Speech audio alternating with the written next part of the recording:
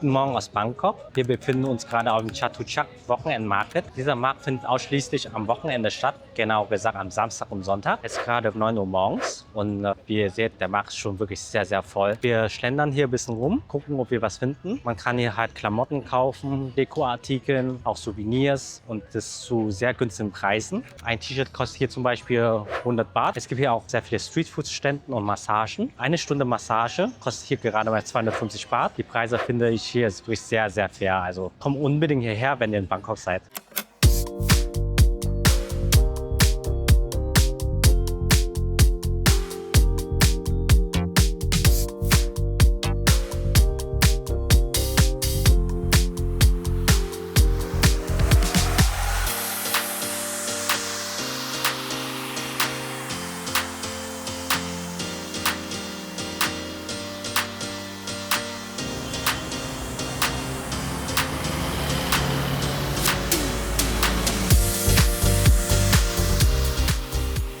Die Ikensia Mall. Das ist eine wunderschöne Aussicht von oben und da werden wir jetzt reingehen und uns die Mall anschauen.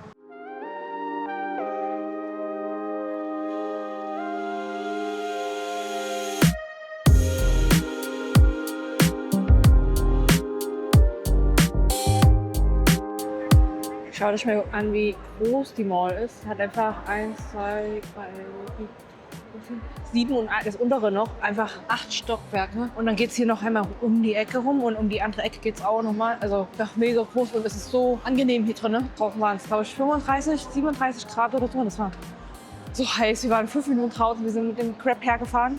Im Auto war es angenehm, aber dieser Schritt vom Auto in die Mall rein war einfach so unglaublich heiß. Gerade in den Laden Loft reingegangen. Und es ist so ein Schnickschnackladen. Guckt euch mal, wie süß das ist. So Seife in Form von Obst. Und es sieht so realistisch aus. Das sieht richtig cool aus. Oder hier einfach Manggut. Das sieht richtig gut aus. Wir haben hier mit Schale und allem. Oder was auch sehr schön ist, diese Blumen hier. Wir haben auch so Deko, aber das ist einfach Handmade Soap.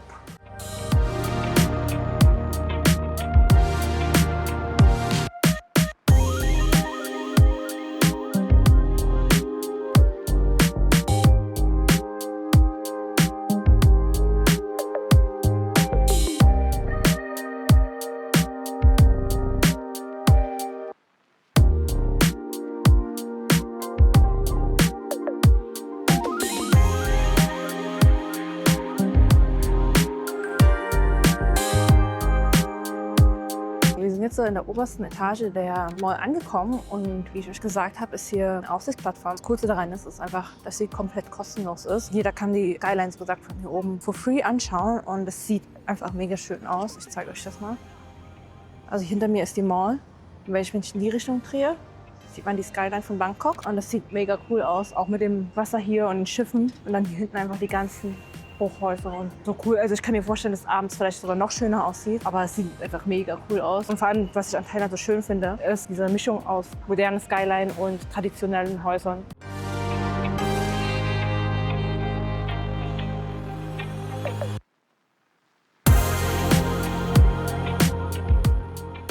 Wir sind jetzt zwischen der Mall und für uns geht es jetzt zum Tempel Wat Arun. Das ist ein buddhistischer Tempel und um dahin zu gelangen, können wir unter anderem Auto fahren, mit der U-Bahn fahren oder mit der Fähre und wir haben uns jetzt für die Fähre entschieden. Das Ganze dauert nämlich nur 12 Minuten und ich glaube, das ist eine ganz coole Experience.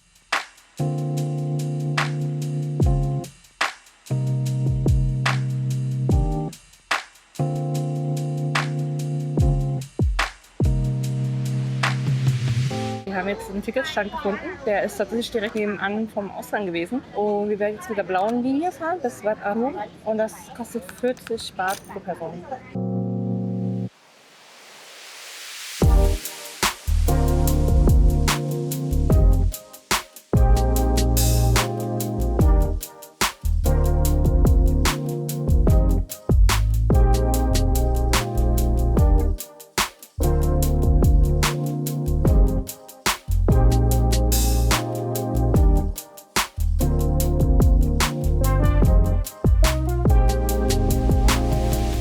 Wir haben uns jetzt so 2 Tickets für Wat Arun gekauft. Ein Ticket kostet pro Person 200 Baht, also haben wir jetzt 400 Baht bekommen. Jeder hat so eine kleine Wasserflasche, was echt praktisch ist, weil es mega heiß ist. Hinter mir ist der Wat Arun. Das Besondere an diesem Tempel ist, dass er ganz anders aussieht als die anderen buddhistischen Tempel in Thailand und dann auch noch die schöne Wasserlage macht diesen Tempel sehr, sehr besonders und sehr beliebt hier.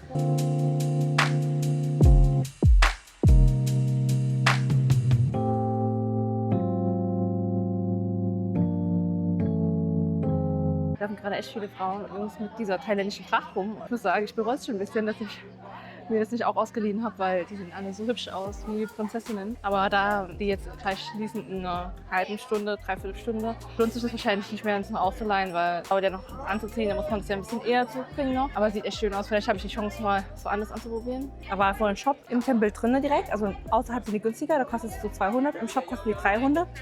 Und 300 sind halt ungefähr 8, 9 Euro, was voll okay ist.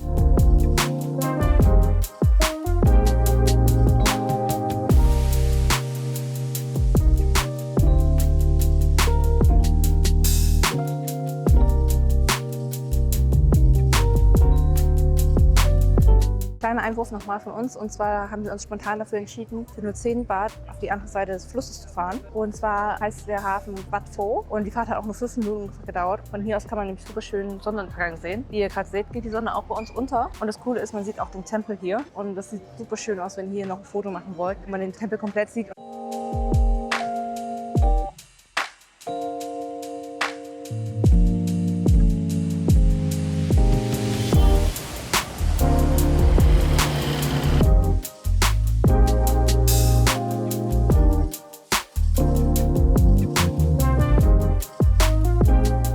Wir befinden uns gerade bei Asiatic Riverside. Das ist einfach so ein Hafen, wo man die Skyline voll schön im Hintergrund sehen kann. Man kann hier auch eine Bootsfahrt buchen. Ich denke, vor allem abends könnte ich mir das sehr, sehr schön vorstellen, wenn man hier den Fluss entlang fährt. Auf der einen Seite seht ihr die Skyline, das Wasser und die Boote. Und auf der anderen Seite haben wir hier ganz viele Restaurants. Aber die sind hier ein bisschen teurer als in der Innenstadt. Also ein Gericht kostet schon um die 100 Baht oder so. Hier ist auch Live-Musik und so.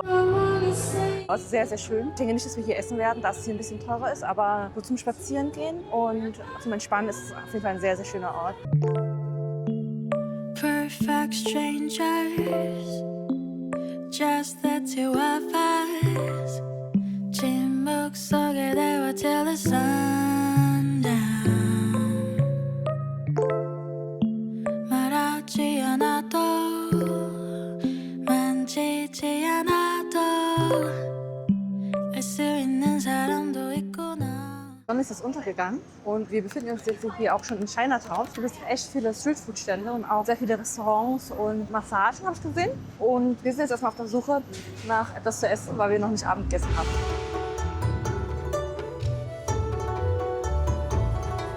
Ihr seht hier auch, es ist echt viel los. Also sowohl Fußgänger als auch auf der Straße fahren sehr viele Autos und die Auswahl ist echt riesig.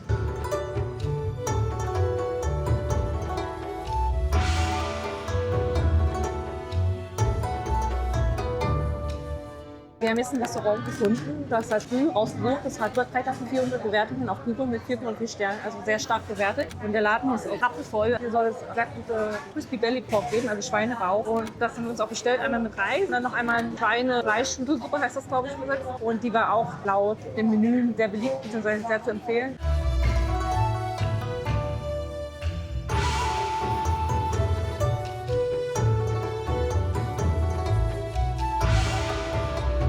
Essen ist jetzt da und ich werde das jetzt mal probieren. Also wir haben hier einmal die Suppe und einmal Reis mit Schweinebauch. Ich probiere mal ein Stück. Schweinebauch sehr, sehr knusprig. Schmeckt auf jeden Fall nicht schlecht. Also ich würde sagen, in Hongkong hat es mir noch besser gefallen. Aber es schmeckt schon sehr gut. Probieren wir die Suppe. Also hier sind so wie eingerollte Nudeln, glaube ich. Dann verschiedene feine Fleischarten. Also hier mal Schweinebauch. Ich glaube, das ist ein Rippchen. Das sieht aus wie Leber für mich, Schweinefilet. Ich nehme einmal einfach so ein Stück einfach. Ein bisschen Brühe und Nudeln. Ein bisschen scharf, weil die Brühe ist sehr, sehr gut gewürzt. Schmeckt beides sehr, sehr gut. Wir essen das jetzt mal auf und dann schauen wir mal, ob wir draußen noch was Snacks finden. Wir haben jetzt aufgegessen und beide Gerichte zusammen haben uns 150 Baht gekostet. Also die Suppe hat 80 Baht gekostet und Reis mit Schweinebauch hat 80 Baht gekostet. Ich habe auch gesehen, dass die auch 3 Michelin-Auszeichnungen haben. Daher war es wahrscheinlich auch das voll. Also wird hier auch gerade hier jetzt noch eine Schlange bildet.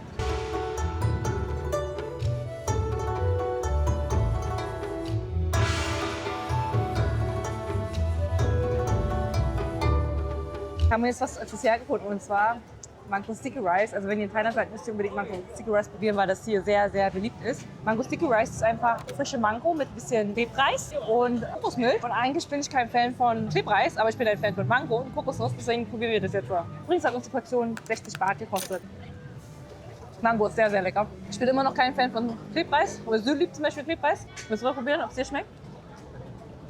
Sehr, sehr gut. So, es ist wirklich ein geiler Dessert.